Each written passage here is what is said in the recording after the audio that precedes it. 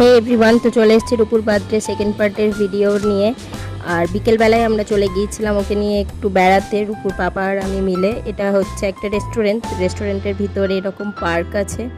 যদিও বা বৃষ্টি পড়েছিল, একটু কাদা কাদা হয়েছিল বলে সেরকম মানে খুব একটা খেলতে পাইনি, কিন্তু যেহেতু অনেকটা বড় তো সেই জন্য এই যে জগিং করছিল, নিজেও করছিল আর সবাইকে করাচ্ছিল।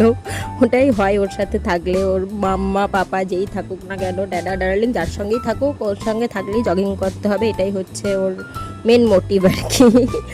তো যাই হোক, এরপরে আমরা একটু খাওয়া দাওয়া করে নিই খুব হালকা ফুলকার মধ্যেই।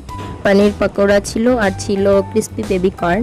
নিরামিষ ছিল যেহেতু সেই জন্য এগুলোই খেয়েছিলাম স্ন্যাক্স।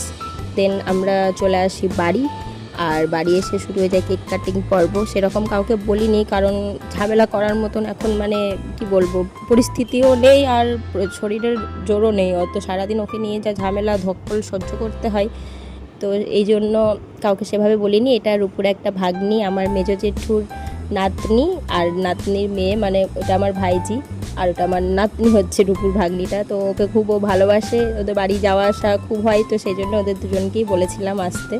তো কেমন লাগলো ব্লগটা জানিও, টাটা।